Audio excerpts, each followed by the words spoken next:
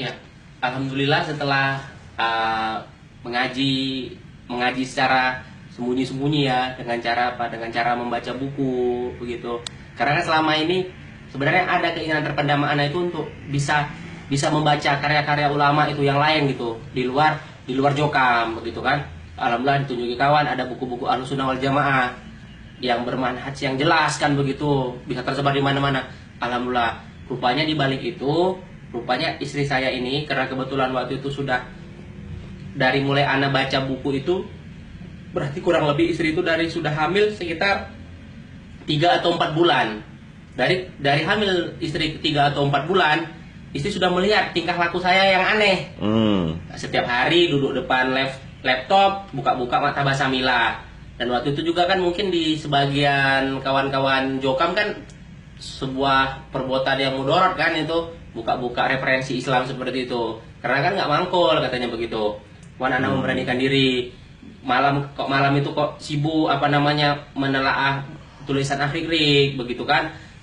Rupanya di balik itulah apa terjadi satu sengsara membawa nikmat kalau anak bilang tuh. Alhamdulillah begitu. Rupanya istri ini juga sudah melaporkan ke ibu mertua yang ada di Solo. Di Solo rupanya dilaporkan juga ke pengurus yang ada di daerah Jambi karena berkaitan dengan dakwaan anak sebagai wakil ketua Mubaleghot daerah. Jadi dilaporkan. Ternyata katanya sempat beberapa kali itu para pengurus itu sidang bagaimana mengatasi anak. Apalagi juga kan Muhaimin sudah tahu kalau saya itu buka-buka. Siapa Muhaimin?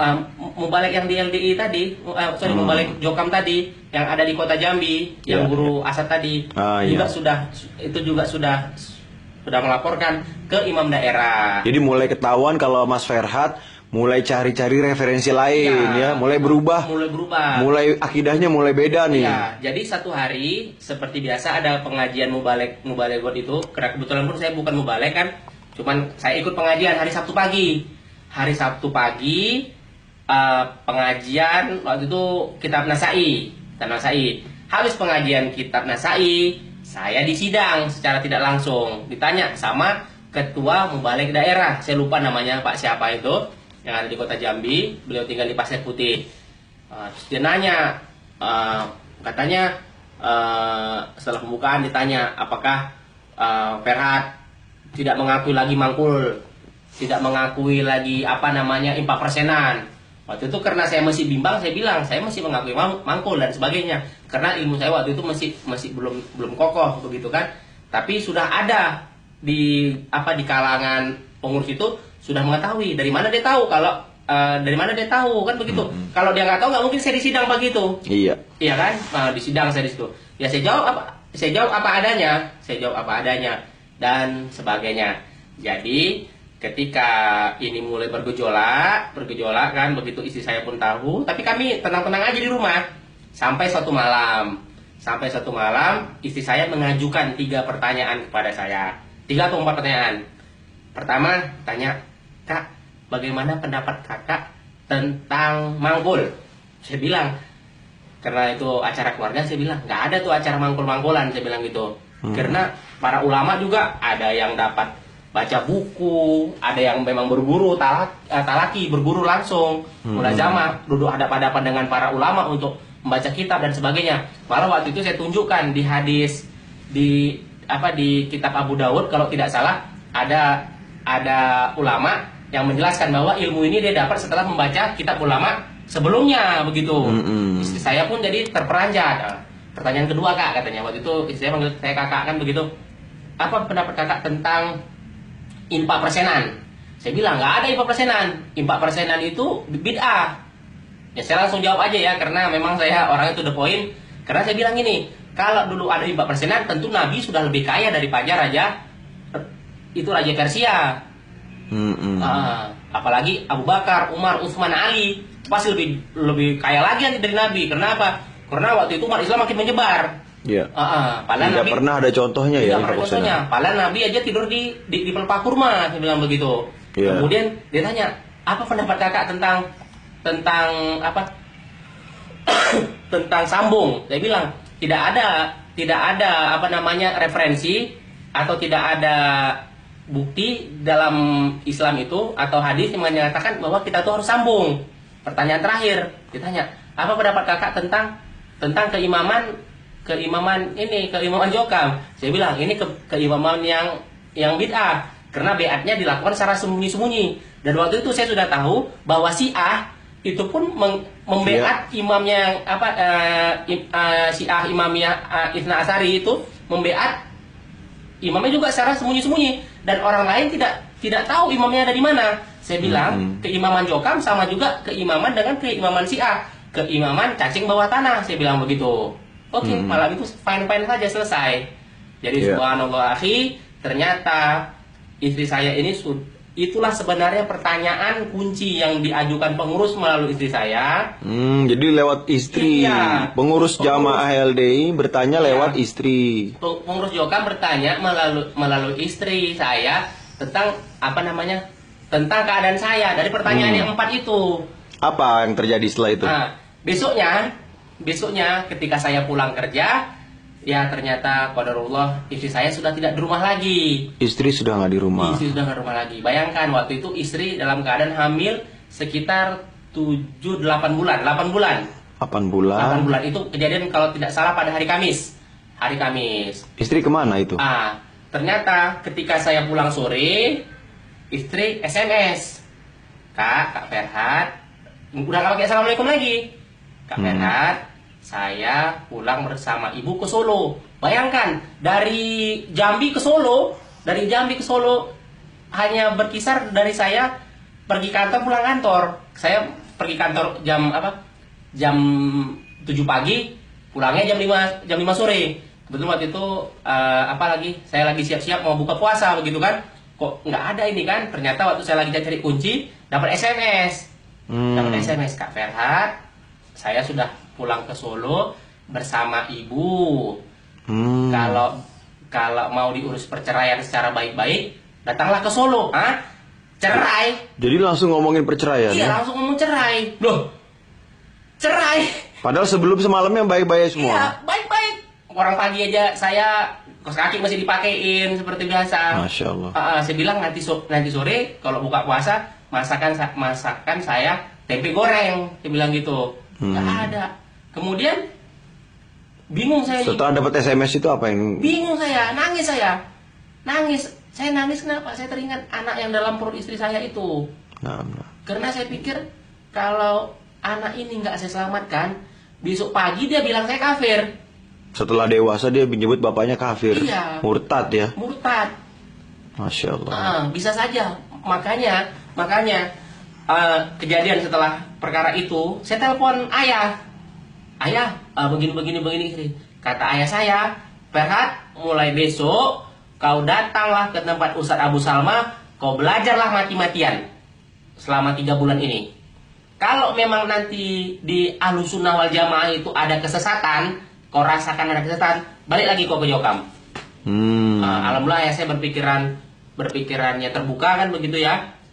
Karena dulu ayah saya pun setelah sekian lama akhirnya keluar juga dari Jokam. Lebih dulu keluar ya? Lebih dulu keluar. Cuman waktu itu ayah bilang, saya tahu ini salah karena ayah dulu dari Muhammadiyah.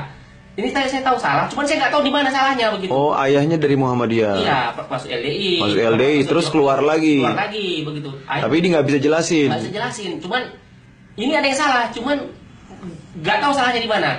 Jadi ayah pesan, Ferhat, kau belajarlah mulai besok pagi ke Ustadz Abu Salma.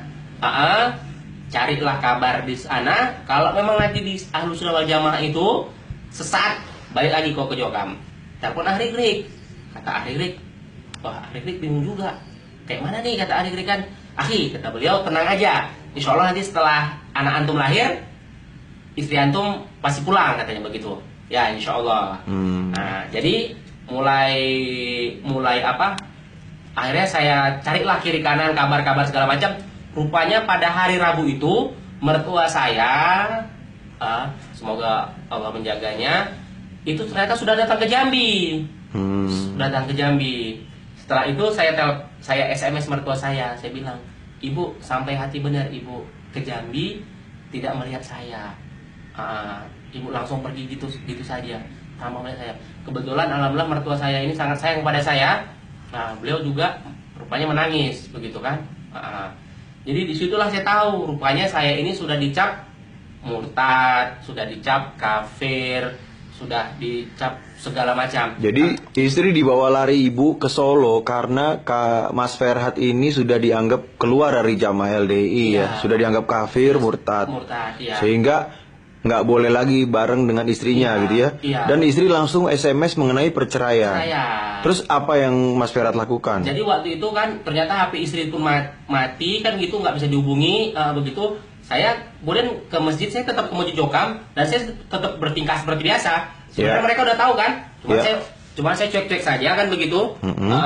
Tapi sejak dari itu saya selalu menyempatkan diri belajar ke tempat Ustaz Abdul Salma setelah pulang kantor. Jadi berapa lama itu? Artinya gini, teman-teman di Masjid Jokam, Masjid Jamaah LD ini tahu dong istrinya dibawa lari kan? Iya tahu. Cuman saya cuek-cuek aja waktu itu. Nggak laporan? Laporan ke orang itu? Iya. Enggak, saya diem aja. Kalau ditanya orang kemana? Pulang kampung, saya bilang gitu aja. Ditanya orang-orang kantor juga, istrinya kemana? Ferhat pulang kampung, udah selesai. Karena waktu itu yang saya pengen selamatkan lebih dulu bukan perkara mencari-cari orang gitu, tapi saya pengen selamatkan dulu akidah saya. Agama dulu cari tahu ya. Saya cari tahu dulu agama saya. Kalau nanti memang di Ahlus Sunnah wal Jamaah ini, sesat, di manhaj salaf ini memang sesat, ya saya balik lagi. Setelah setelah besok paginya itu hari Kamis kejadian, hari Ahadnya pengajian pertama saya. Taklim pertama saya di masjidnya Ustaz Abdul Salma. Alhamdulillah. Di situlah ternyata tahu, terbukalah semua yang ada di kepala saya ini. Alhamdulillah pelan-pelan. Semua pertanyaan sejak lahir. Iya, sejak lahir itu alhamdulillah terbuka pelan-pelan. Jadi yang sesat Ahlus Sunnah wal Jamaah apa Jokam nih? Jokam. Masya Allah. Jadi tetap saya tetap ngaji. Udah. Berikutnya 1,5 bulan kemudian anak saya lahir di Solo. Saya nggak tahu, dan saya tuh di SMS-in. Istri saya seperti saya ini orang lain. Alhamdulillah telah lahir putri kami. Berat sekian, panjang sekian, pada hari sekian. Ya Allah. Bukan kayak anaknya sendiri gitu ya? Bukan anak saya, ya Allah. Saya telepon tuh istri nggak ngangkat. Bukan telah lahir anak kita, Mas, gitu bukan ya? Bukan. Jadi saya baca kayak saya ini orang lain gitu. Kayak dapat berita dari teman. Kayak teman saya yang La ilaha illallah. Kayak saya dapat dari Adam gitu kan, atau siapa telah lahir, atau dari saudara saya di mana panjang sekian berat sekian. Ya elah, jadi saya siapa nih? Saya pikir gitu. Alhamdulillah lah, dari situ ketika SMS sudah masuk, alhamdulillah berarti terbuka bahwa saya bisa SMS sama istri. Dapat nomor istri yang baru? Enggak, nomornya tetap yang lama. Nomor yang lama. Cuman waktu itu HP-nya dinonaktifkan begitu kan. Saya pun terus mencari kabar waktu itu melalui tetangga istri saya, Bapak Kepala Desa. Saya telepon Kepala Desa yang ada di Solo sana, di Sukoharjo sana tepatnya. Pak, kayak mana kabar istri saya? Kata Bapak Kepala Desa, nggak apa-apa Mas Ferhat. Istri udah jalan-jalan jalan-jalan sore gitu untuk layan. Itu Jokam? Bukan Jokam. Bukan Jokam. Jadi saya tanya lah gitu, ternyata alhamdulillah istri saya baik-baik aja. Jadi pun saya pun tenang kan begitu. Ketika saya dapat kabar, ketika dapat kabar, ayah saya ngotot. Saya yang ngotot. Saya mau lihat anak saya. Iyalah. Iya, saya ngotot, saya pengen lihat anak saya. Anak saya dari daging saya. Saya pengen peluk anak saya. Cuman waktu itu ayah saya melarang. Kata ayah, kalau kau pergi sekarang Ferhat dan akidahmu belum jelas, kau bisa masuk Jokam lagi, kata ayah. Oke ya kalau gitu, saya bersabar. Dapat SMS lagi dari istri. Ini mau akikahan. Ini mau akikahan. Ya, alhamdulillah waktu itu kan segala uang persediaan lahir itu saya selalu udah drop ke ini istri, rekening istri. Sebelum lahiran pun sudah saya drop situ, maksudnya jangan sempat saya pakai, udah dipakai memang disediakan rekening khusus untuk penampungan kelahiran. Ini mau akikahan, saya bilang. Berikutnya lagi ditanya, ini namanya siapa? Saya bilang kasih namanya saja, namanya Fadilah begitu. Alhamdulillah diterima, tetap dipakai. Oke, saya cuekin, saya bukan mencuekin ya, saya biarkan yang berlalu sambil saya terus pasrah berdoa kepada Allah. Karena waktu itu pun istri agak payah dihubungin. Nah, ini saya bukan menceritakan aib keluarga saya, bukan. Tapi inilah yang akan kalian dapatkan, teman-teman dapatkan kalau kalian terjebur masuk ke LDI. Mungkin jatuhnya kayak gini nih. Ya. Jatuhnya kayak gini nanti ketika saya juga punya banyak kawan-kawan yang ketika dia sudah mau insaf dari Jokam nggak bisa karena terkait dengan istrinya, dengan anaknya dan sebagainya. Waktu itu alhamdulillah terus dibimbingkan dengan kawan-kawan. Saya belajar tawakal, saya belajar pasrah bahwa ini hanya sementara, istri, anak semuanya itu hanya titipan dan sebagainya. Cuman di satu pihak lain saya berpikir sebagai manusia, bagaimana kalau anakku ini tidak kenal dengan aku? Iya, betul. Iya, lalu kita berpikir bagaimana akidahnya anakku kelak? Iya, tanggung jawabnya. Iya, kayak mana? Sempat juga terbayang waktu itu nanti anak ini kalau misalnya pun nggak kembali kami lagi bersatu orang tuanya di usia 7 tahun dia mau saya ambil walaupun itu sampai lewat ke pengadilan. Jangan sampai anak saya ini berakidah sebagaimana kakek neneknya atau sebagaimana saya dulu. Sehingga sering saya setiap hari saya SMS saya. Dinasehatin. Iya, nasihatin apa itu akidah yang benar kan begitu saya SMS-in. Juga kadang-kadang saya buat SMS. Tolong jangan ajari anakku untuk mengkafirkanku. Sering itu saya SMS. Tolong jangan ajari anakku untuk mengkafirkanku. Masya Allah. Karena ternyata dari Bapak Kepala Desa sendiri itu saya tahu rupanya bahwa saya ini dikatakan tidak sholat lagi begitu. Dituduh nggak sholat. Nggak sholat lagi. Kenapa Pak Banu Widodo bisa tahu Bapak Kepala Desa? Karena rupanya setelah lahiran ibu mertua saya datang ke Pak Banu Widodo, Pak RT waktu itu, Pak RT yang ada di Sukoharjo Solo sana untuk meminta surat untuk mengajukan ke pengadilan. Jadi saya terus telepon-teleponan dengan Pak RT dan begitu ternyata Mas Ferhat ibu sudah datang ke rumah mau meminta ini surat ini pengantar ke pengadilan begitulah kurang lebih begitulah kan bahasanya saya nggak tahu itu kan. Jadi saya terus saja mengaji memperkuat diri saya hingga setelah sekitar anak kami itu berumur 5 bulan alhamdulillah saya berkesempatan cuti dan saya pun pergi ke Solo dengan ditemani oleh ahli RIK. Di situ saya datang ke rumah saya ya udah dianggap kayak orang lain. Di istri pun dicuekin. Waktu itu salaman nama istri waktu itu? Enggak, istri nggak mau. Nggak mau salaman. Nggak mau salaman. Ternyata cuma ibu mertua yang mau salaman. Ibu mertua bilang walaupun kamu sudah nggak ngaji lagi kamu tetap mahram seumur hidup dengan saya katanya begitu. Itu alhamdulillah karena saya cuma bilang sama ibu mertua waktu itu, ibu, insya Allah nanti istri saya ini namanya Nunung itu balik lagi sama saya ke Jambi insya Allah bu. Kalaupun enggak, karena waktu itu saya sudah tawakal, saya berpikir gini aja, berpikir yang logika. Kalau enggak balik lagi, saya dapat istri baru. Kalau balik lagi, alhamdulillah saya punya istri dan punya anak. Sebelum saya berangkat ke Solo, saya SMS sama kawan saya tulis di Yahoo Group sama kawan-kawan itu anak-anak stan. Saya tulis teman-teman alhamdulillah saya sudah saya menemukan akidah yang benar kan begitu. Marilah sama-sama kita berpikir. Sejak hari itu kawan saya hilang semuanya. Hilang, nggak ada. Kawan-kawan di Jokam pergi semua. Pergi semua, nggak ada lagi kawan saya yang bisa saya hubungi, nggak ada satupun lagi.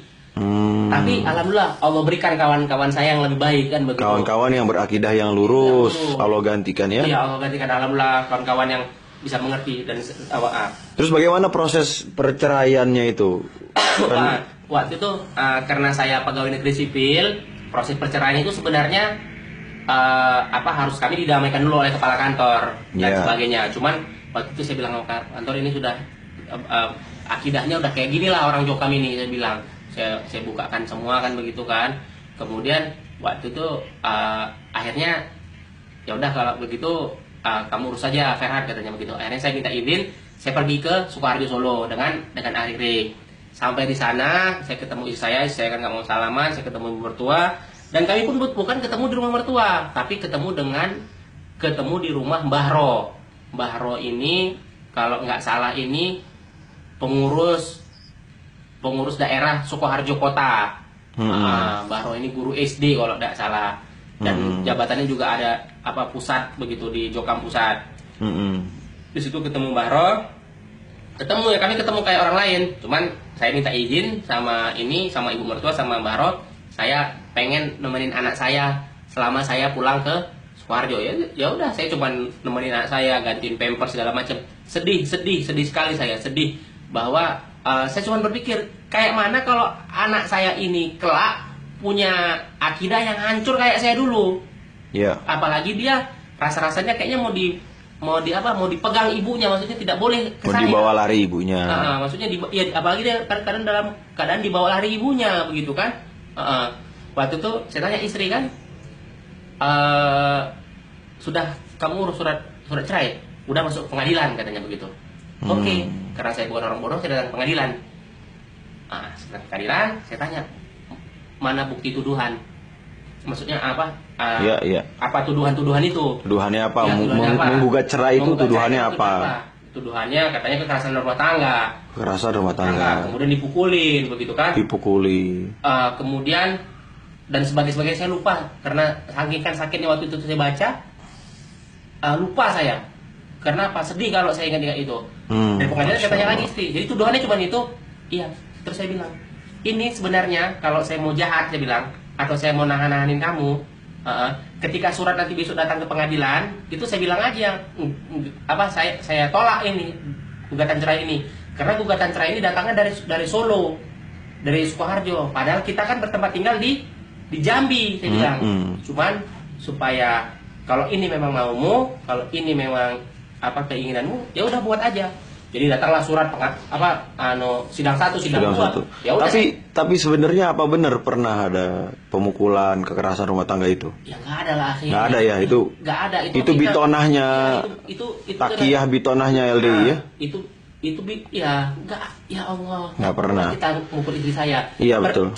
Jadi ketika proses ini jalan, saya bilang datang surat itu, kemudian saya pulang kan dengan segala waktu itu saya cium anak saya bilang nggak tahu saya kapan lagi ketemu kamu nak, begitu. Jadi saya pulang ke Jambi, besoknya pas saya sampai di Jambi, saya ketemu dengan imam kelompok saya yang dulu. Dia bilang begini, itu istri kamu kan sudah minta cerai katanya, kamu ceraikan saja begitu. Terus saya bilang, waktu itu dia datang ke masjid, marah-marahin saya di masjidnya Ustaz Abu Salma. Itu kan minta cerai, udah cerain aja, jangan kamu tahan-tahan. Saya bilang, saya nggak ada nahan-nahan begitu. Cuman kalau buat tuduhan itu yang agak gentleman sedikit, kenapa begitu saya bilang. Iya betul. Iya, agak gentle sedikit, bilang aja di situ di pengadilan bahwa saya ini kafir, murtad, selesai, dia bilang gitu. Betul. Jangan buat tuduhan baru ya, tuduhan baru, memfitnah orang nggak sholat lah, karena kekerasan rumah tangga dan sebagainya. Silakan aja kalian buat, kalian atur itu. Karena begini, karena kebetulan saya kerja di kafe di Kanwil, saya kenal banyak dengan hakim-hakim pengadilan agama. Saya tanya, prosedur perceraian itu kayak mana sih kan gitu kan? Nah, jadi itulah Singkat cerita ini akhirnya bercerai kah? Singkat cerita akhirnya jatuh itu talak dikabulkan. Iya, dikabulkan. Hulunya dikabulkan. Hulunya itu dikabulkan. Jadi setelah itu dikabulkan kan begitu. Setelah dikabulkan, ternyata karena SMS saya yang setiap hari itu, jadi sambil nasihat terus. Sambil nasihat. Jadi dikabulkan gitu kan, dikabulkan sekitar 2 atau 3 hari dikabulkan itu bertepatan dengan Ramadan. Rupanya di balik itu, ketika proses itu, sebenarnya istri saya ini setelah ceritanya ini, dia nggak tahu apa-apa itu. Semua itu udah diatur rupanya. Diatur sama pengurus-pengurus Jokam LDI. Pengurus Jokam. Udah diatur pengurus Jokam. Jadi sambil itu berlangsung, rupanya istri saya ini karena salah SMS, saya juga buat blog kan begitu kan. Istri saya ternyata ada juga rasa ingin tahuannya. Dia buka blog itu malam-malam rupanya. Istrinya penasaran. Penasaran juga rupanya, alhamdulillah istri ini kan begitu. Ketika itu dekat Ramadan dan ketika itu juga jatuh putusan kan begitu. Ketika Ramadan pertama istri saya bilang, kakak benar ya ternyata Jokam sesat katanya gitu. Saya terkejut saya waktu itu. Ya Allah. Tahu dari mana? Ini putusan udah jatuh ini saya bilang gitu. Putusan cerai hulu udah dikabulkan. Hulu udah dikabulkan. Istri baru sadar. Baru sadar. Iya dia bilang, selama ini saya nggak tahu apa-apa. Itu pengadilan segala macam saya cuman kayak boneka sorongan aja gitu. Iya. Maju sidang. Sekedar selesai aja lah. Kata istri itu udah diurus sama orang sana. Makanya kata istri saya sidangnya tuh nggak lama-lama. 3 menit sidang selesai. Cuma ditanya nama aja. Jadi gitu. kong kali kong aja deh ya. Iya, sudah kong kali kong saja begitu. Akhirnya gimana setelah istri sadar? Setelah istri sadar saya bilang, kayak mana cara membuktikan bahwa kamu sadar? Saya bilang gitu. Saya berani telepon ayah sama itu mama kak katanya gitu. Udah kamu telepon. Jangan perlu tahu ya, mama sama ayah saya sekarang udah ngaji Ahlussunnah wal Jamaah, saya bilang gitu. Iya berani ya, cerita sama ayah. Akhirnya dengan bantuan Pak D-nya, alhamdulillah. Pak D-nya istri. Abang ayah istri itu akhirnya juga melarikan diri dari. Akhirnya istri melarikan diri dari Sukoharjo. Dari Sukoharjo, dari rumahnya. Dari rumahnya ibunya. Dari rumah ibunya. Dan waktu itu dibantu oleh Pak D-nya. Pak D-nya Jokam apa bukan? Pak D-nya orang awam, orang umum. Bukan Jokam LDI ya. Sewaktu itu ketika istri mau pergi ternyata hampir ketangkap sama ibunya kan begitu. Ketangkap sama ibunya, kemudian ibunya nangis, dipanggil pengurus begitu kan? Iya. Jadi istri saya membantah kan begitu, dan bantahannya tidak bisa dibantah lagi oleh Mbah Ro dan kawan-kawannya itu. Jadi akhirnya diangkat sumpah bahwa istri saya tidak dianggap lagi anak. Diputus nasabnya. Tidak lagi boleh menjejakkan kaki di Sukoharjo. Tidak lagi boleh menjejakkan kaki di rumah ini.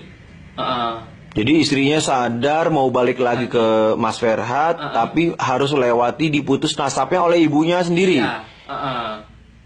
Oke, kata istri saya, alhamdulillah istri pun pulang. Jadi kejadian sampai hari ini, ibu mertua, kakak ipar saya, adik ipar itu menganggap kami ini tidak ada. Sampai hari ini kami masih berjuang bagaimana caranya agar bisa bersatu lagi keluarga. Iya, keluarga. Karena ibu pun kalau di SMS hanya dulu hampir 2 tahun belakang, 2 tahun yang lalu tidak bisa di SMS sama sekali. Gak mau balas apa? Mau balas apapun. Telepon nggak diangkat, apapun nggak diangkat. Jadi ya begitulah sampai hari ini ibu mertua masih menganggap kami Mas Ferhat dan istri kafir dan murtad. Udah nggak dianggap anak lagi ya? Iya, sudah nggak dianggap anak lagi. Terus Mas Ferhat menikah lagi dengan? Iya, karena saya tanya Ustaz Arifin Badri kayak mana kasusnya.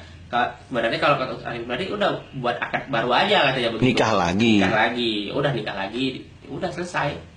Alhamdulillah. Bersatu kembali. Alhamdulillah kami pun sekarang belajar. Semangat ya di Ahlussunnah. Iya, kami belajar di Ahlussunnah karena kami merasakan, apalagi sekarang kami di Kuta Cane. Kuta Cane kan nggak ada jokam di sana kan. Ternyata kami alhamdulillah bisa dengar roja, bisa dengar kajian. Masya Allah. Nikmat buat hidupnya ya. Iya. Jadi ternyata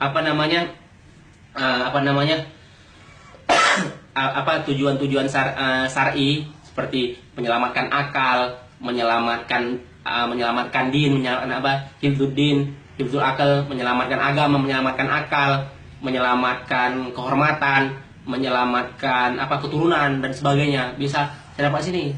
Akal saya selamat. Hati saya pun longgar. Tenang ya. Punya akidah yang sahih itu menenangkan. Dulu saya selalu bertanya-tanya, kok bisa Nur Hasan beat gitu. Kemudian kok beatnya bisa nggak ketahuan orang. Kemudian satu pertanyaan saya, kenapa kok dulu Pak Asnawi ya, teman dekatnya Nur Hasan. Nur Hasan itu kok malah nggak jadi wakilnya Nur Hasan gitu.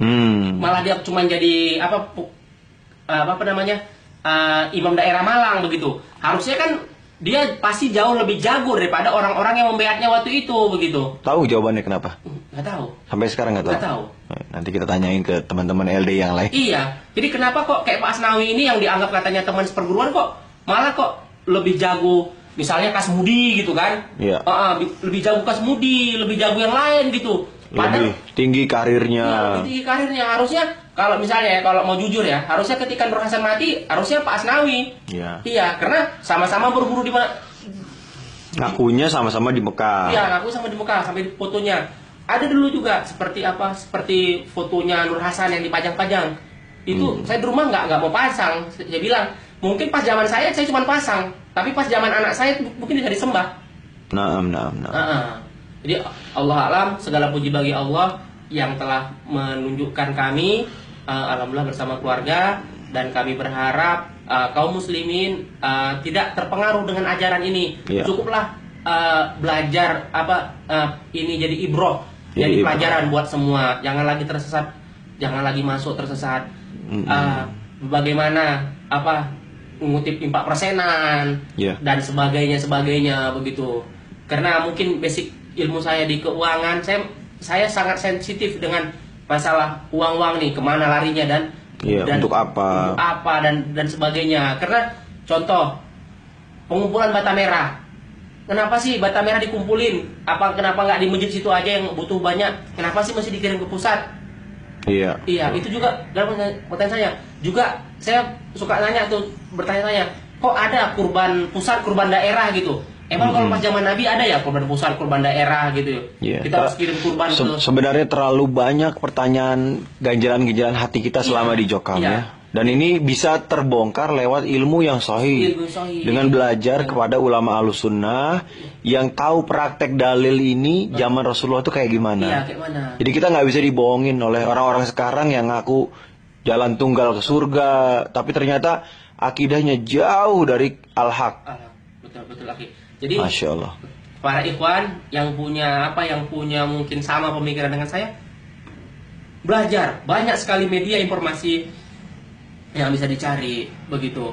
Dan satu lagi, kenapa sih kalau memang itu benar gitu, kalau itu memang benar, kenapa nggak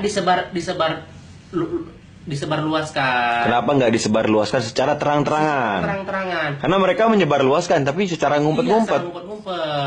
Bukankah Nabi selalu bersabda balighul ani walau ayah pada kita semua, sampaikan ya. Al-haq itu malamnya sebagaimana siangnya, terang benderang. Juga Allah berfirman, kul hadhihi sabili adu ilallah.